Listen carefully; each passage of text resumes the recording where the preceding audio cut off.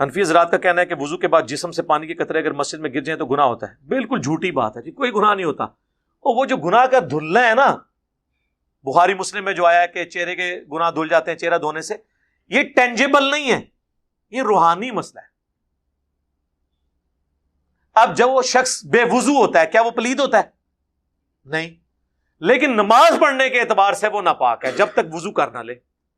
ویسے وہ پاک ہے، اور ویسے تو جنبی بھی پاک ہے. بخاری مسلم دونوں میں حدیث ہے، حضرت ابو ہریرہ کہتے ہیں کہ میں ایک دفعہ گھر سے نکلا، نبی علیہ السلام بھی گزر رہے تھے، میں آپ کے ساتھ ہو گیا، آپ مجھ سے گفتگو فرمانا شروع ہو گئے.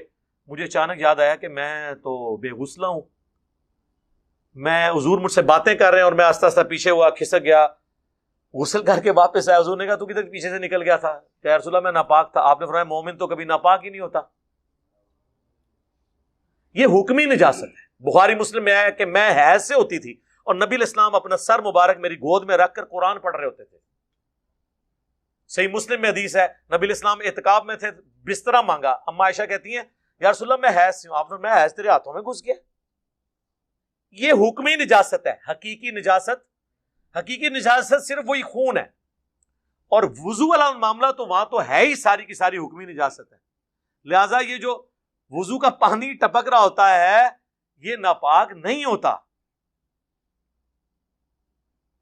اور نہ اس میں گناہ دھلتے ہوئے کسی کو نظر آتے ہیں، جو حضرت تقی عثمانی صاحب نے فرمایا تھا، جن کے میں ٹخنوں کے بھی برابر نہیں ہوں.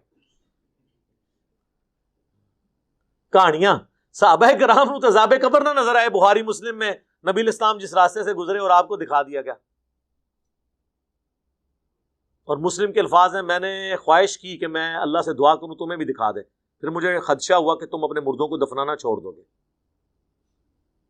وہ بریلوی کہتے ہیں جی حضور کا خچر بدک گیا تھا. جس نبی کے بیٹھنے سے خچر کو علم غیب ہو جائے اس نبی کو علم غیب نہیں ہوگا.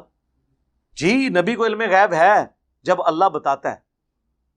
خچر کو اس لیے ہوا کہ خچر کے بارے میں صحیح بخاری میں حدیث ہے کہ عذاب قبر کو جنوں انس کے علاوہ، انسانوں اور جنوں کے علاوہ ہر مخلوق سنتی ہے. اگر یہ سنے تو بے ہوش ہو جائیں. تو اگر آپ نے اپنے بزرگوں کو عذاب قبر دکھانا ہے تو انہیں کیا بنانا پڑے گا؟ جانور. دو چار والی بات ہے. اور اگلی بات، جانور تو عذاب قبر دیکھ لیں، بزرگ نہ دیکھیں، تو افضل کون ہوا؟ جانور. پورا ٹوٹل دین ہوتا جی. ہاں انگریز دا کیمرہ دوروں ویک سکتا ہے، ولی نہیں ویک سکتا. اور چھڑ دو کیمرے نو، تسی تے انگریز تو افضل ہو نا. کیمرہ بڑھا کیوں نہیں لیا کسی بزرگ نے؟ ہاں بڑھا کے دسو. تسی چڑی تو افضل ہو نا. چڑیا اڑتی ہے تو بزرگوں کے مرید کیوں نہیں اڑتے؟ تو اس سے پھر یہ ثابت ہوا کہ بزرگوں کے سارے مرید چڑیا سے بھی گئے گزرے ہیں. چلو چڑیا تو معصوم جانور ہے، میں نام لیتا ہوں گدھ. گدھ اڑ لیتی ہے، کوا اڑ لیتا ہے، حرام جانوروں کے نام دو نا. چیل اڑ لیتی ہے اور بزرگوں کے مریدین نہیں اڑتے، تو پھر افضل کون ہوا؟ چیلیں، کوے، گدھاں. تہاڈی سوچ، آپ ہی اپنے دماغ کا علاج کراؤ. او بھئی اللہ نے ان کو استطاعت دی ہے، انسان کو نہیں دی ہے. اس طرح افضلیت غیر افضلیت نہیں. انسان کی افضلیت اللہ کی شناخت، عقل، علم ہے. جو اللہ کے غضب سے آپ میں کمی ہے جس کی، اس طرح نہیں اینالوجیز بنتی. اپنی عقل کو استعمال کیا کریں. تو لہٰذا یہ وضو کا پانی مسجد میں گرنے سے، اور یہ جو لوگ وضو کا پانی اگر اپنے کپڑوں پہ بھی گر رہا ہے تو ناپاک نہیں ہے یار، وہ حکمی نجاست ہے.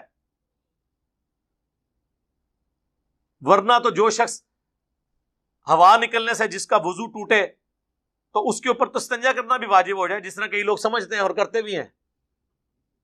ان کو میں پھکی دیتا ہوں کہ اگر ہوا نکلنے سے یہ استنجا آپ پہ ضروری ہو گیا ہے، پھر تو آپ کسی بدبودار ڈھیر سے بھی گزریں تو آپ پہ تو غسل فرض ہو جائے گا.